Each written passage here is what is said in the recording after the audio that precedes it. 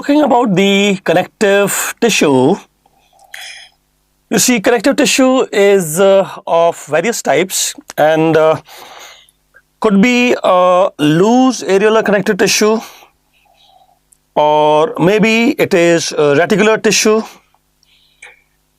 Sometimes we are talking about dense connective tissue. There are some questions asking the dense regular connective tissue and the dense irregular connective tissue. So we just want to have some details of those things. You see, if you are talking about the loose areolar connective tissue, it is called so because it has less of collagen fibers, or you can say the component of fibers is less. More cellular, less of fibers. And you will find that there are various type of fibers available. Generally we talk about collagen fibers, comparing it with the elastic fibers. How will you differentiate between the two? See, collagen fibers, as you can make out, are long running fibers and they are usually grouped together, group of long length fibers. But if you are talking about elastic fibers, you will see they are short and thin. So short, thin, and appear to be branching also. As you can understand that these are the elastic fibers, one is here, one is here. These elastic fibers are short and they are thin and they are branching fibers as compared with the long length fibers. But then we will just have a look at reticular tissue also. Reticular tissue is present in the liver, spleen, lymph node. Actually, lymphoid organs is good example. Now when you're talking about the lymphoid organs as good example of reticular, there's a question asking where do you don't have the reticular tissue, which is actually lymphoid tissue but not having reticular fibers. And the exception is thymus. Thymus is a lymphoid organ but do not have reticular fibers. Thymus, despite being a lymphoid organ, does not have reticular fibers. So otherwise it will be present in liver, spleen, or could be lymph node, bone marrow, but not the thymus. Thymus does not have reticular fibers. There are also short fibers and branching fibers. Short, thin, branching fibers. Even shorter than the elastic fibers, in fact. And what about the other thing which you were talking about, dense regular connective tissue, dense irregular connective tissue? See, dense regular connective tissue means you have more of collagen fibers, that's why it has become dense. And regular means the collagen fibers are running parallel to each other in a regular fashion, running regularly parallel like this. So when there is bundle of collagen fibers running regularly and parallel to each other, that will be dense regular connective tissue. Where do you see that? That can be seen in the tendons or the ligaments or aponeurosis, which is a flat tendon. So when you talk about tendons, aponeurosis or ligament, basically they pull the bones and they have this regular connective tissue. We'll actually make a table for the description, but at this moment you can also look at dense but irregular connective tissue. And where is that dense irregular connective tissue seen? Irregular means you have collagen fibers, but these collagen fibers are not running parallel to each other. And if they are not parallel, then what are they running? They are not running in one direction parallel with each other, but they are running haphazardly, like they don't have a particular direction to move. And where do you see the dense irregular connective tissue then? One good example we can take about is the deep reticular layer of the dermis.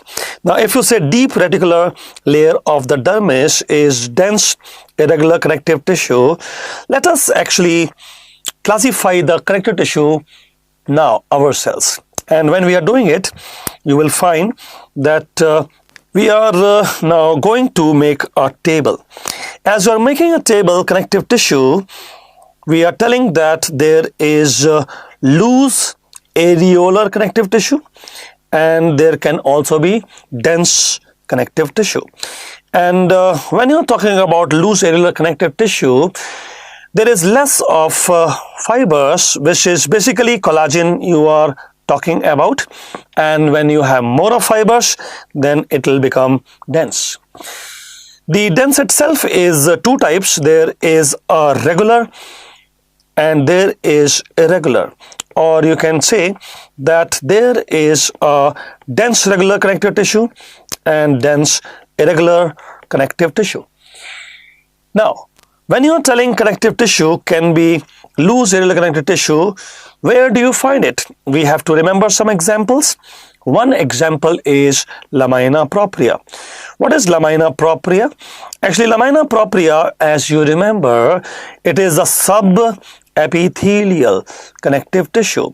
So when you are talking about this subepithelial connective tissue, there is lamina propria and it is loose areolar connective tissue. That means there is less of collagen fibers.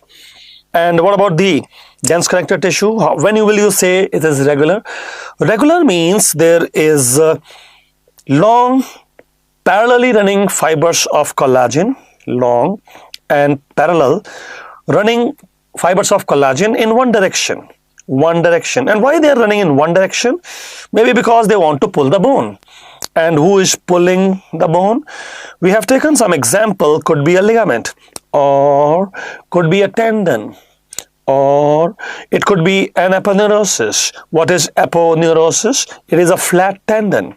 So flat tendon, aponeurosis or ligament, they are having collagen fibers running parallel with each other in one direction. Can you give some examples of the dense irregular connective tissue then? Two examples. What are the two examples?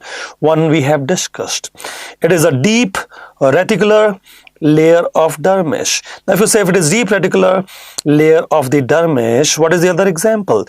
Number two, it is periosteum. See, our examples are based upon the type of questions which come. So, periosteum is also dense irregular connective tissue.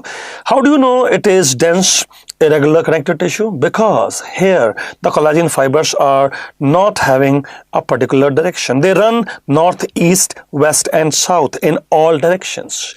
So collagen fibers are running north, east, west, south in all directions. Yes. They don't have a single direction to move. That is why they are called as irregular. So just remember why they are called so, and just remember their various examples. Now, once we are through that, we want more details. And as you're talking about more details, you will find we got a question. And this question is asking dense and regular connective tissue. We already have known, if we are talking about dense and regular, it is actually exception. So what do you think is the exception? And you know it is periosteum. Why? Because it is dense but irregular connective tissue.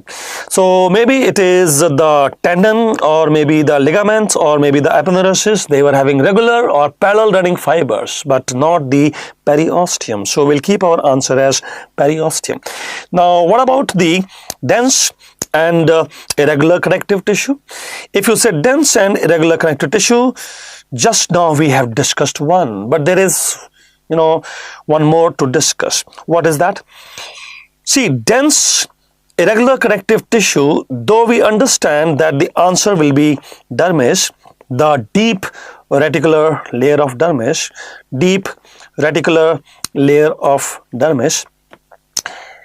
What about the lamina propria? Actually, lamina propria is a loose areolar connective tissue. And what about the tendon ligament? They are dense and regular connective tissue.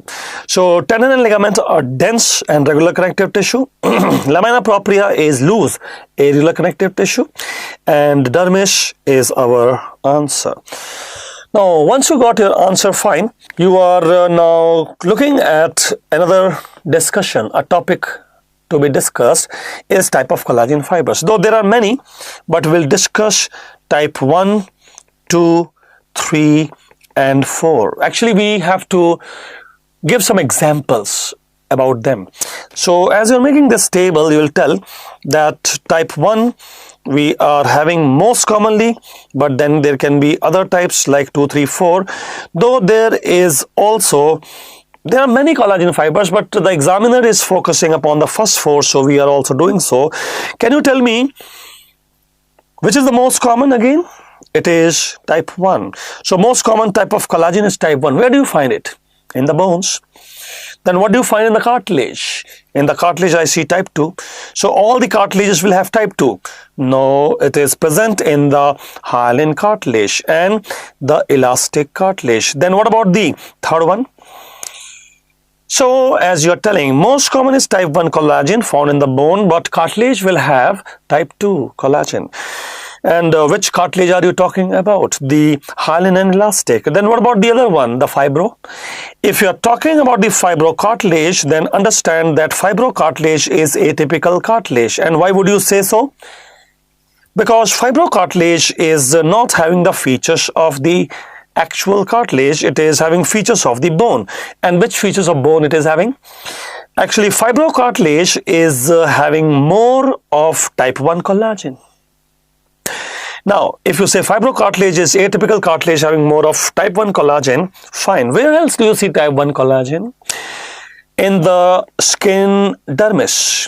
In the skin dermis. So, if you are looking at the dermis of the skin, you will see 80 to 90% fibers are type 1 collagen. Can you give some other place where you have the type 3 and 4? If you're talking about type 3, then I'll tell you it is present in the lymphoid organs. Actually, when you're talking about the lymphoid organs, one good example is spleen. So when we're talking about spleen, which is actually the lymphoid organ, it'll have type 3 collagen. Yes. And what are the others? Others could be liver or maybe the lymph node, all that. And what about the type 4? Type 4, if you are telling, then it can be seen in the basal lamina, basement membrane. So type 4, basal lamina or basement membrane. If you look at the recent questions, one question came on Alport syndrome, and in Alport syndrome you will see that there is a problem with the type 4 collagen fibers. One more recently asked question, they're asking that if it is a recently healing tissue like granulation tissue, if it is a granulation tissue or it is a recently healing tissue, which type of collagen is there? And in the granulation tissue, we have type 3 collagen. And what if it is an old scar? If it is an old scar, then you change your answer because old scar will have type 1 collagen. So if there's an old scar, then it will be having type 1 collagen. And if it is a recently healing tissue, granulation tissue, then you'll have type 3 collagen fiber. See, my point is just try to memorize various examples under the various type of collagen fibers. That is the purpose of this discussion.